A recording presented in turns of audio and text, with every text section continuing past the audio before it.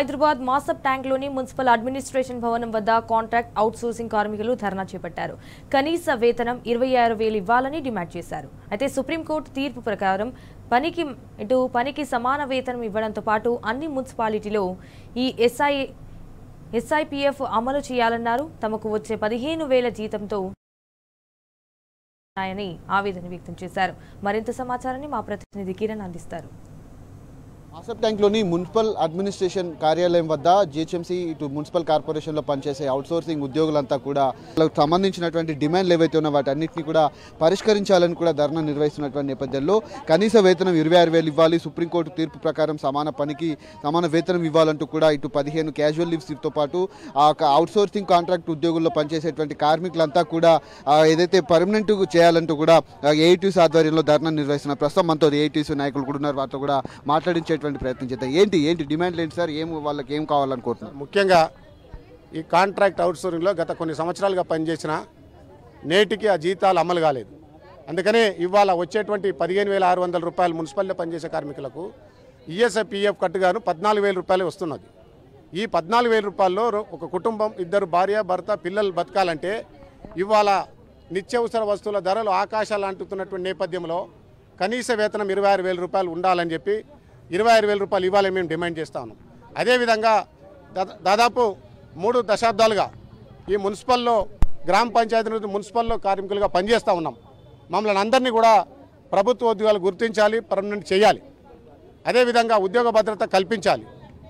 ఇదే కాకుండా మున్సిపల్ కార్మికులకు ఎవరైతే అర్హులు ఉన్నారో వారందరికీ డబుల్ బెడ్రూమ్ ఇండ్లు ఇవ్వాలి. ఇదే కాకుండా చనిపోయిన కార్మికులు ఎవరైతే ప్రమాదంలో పనిచేసిన నేపథ్యంలో ప్రమాదంలో చనిపోతే ఆ కార్మికులకు కుటుంబానికి 25 లక్షల రూపాయలు ఎక్స్గ్రేషియా ఇవ్వాలి. అదేవిధంగా దహన సంస్కరణ ఖర్చు 30,000 రూపాయలు ఇవ్వాలి. ఇంకా ఏదైతే సీఎల్లు ఇప్పటికే ప్రభుత్వం సర్కులర్ ఇచ్చిన మున్సిపాలిటీల్లో కమిషనర్లు చాలా ప్రాంతాల్లో ఈ సీఎల్ అమలు చేయట్లేదు కార్మికులకు.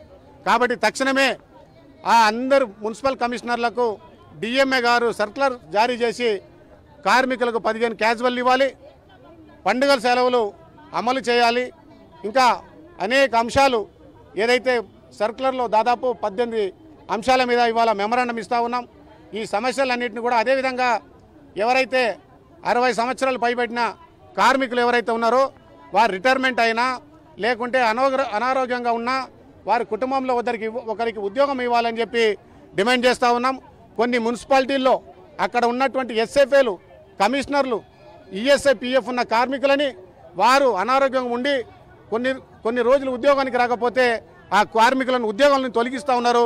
అటువంటి ఏదైతే తొలగించడాన్ని మానుకోవాలని చెప్పి ఏఐటీసీ మున్సిపల్ సంఘంగా మేము డిమాండ్ చేస్తూ ఉన్నాం. అవుట్సోర్సింగ్లో లేకపోతే మీరు కాంట్రాక్ట్ పద్ధతిన పనిచేస్తున్నారు కదా, ఎట్లా ఇబ్బంది అవుతుంది? మేము 20 సంవత్సరాల నుంచి చేస్తున్నాం సార్.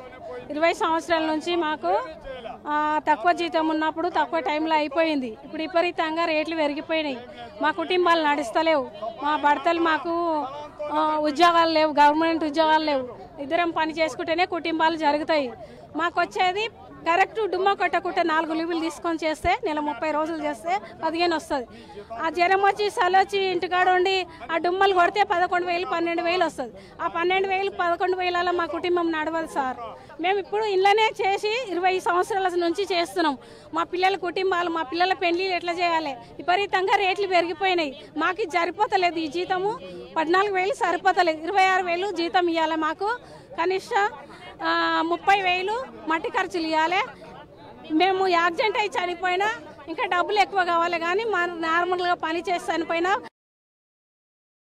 ఈ మున్సిపల్ ఆఫీస్ నుంచి 10 లక్షల రూపాయలు డిమాండ్ చేస్తున్నావు నువ్వు? మీకు ఎట్లా ఇబ్బంది అవుతుంది?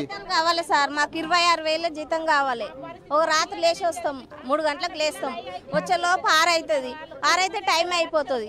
టైం అయిపోతే మళ్ళీ ఇంటికి పోవాలి. మేము ఇంటికి పోతే మళ్ళీ మాకు జీతం కట్ అవుతుంది. 7 8,000 10,000 ఇట్లా వస్తుంది జీతం.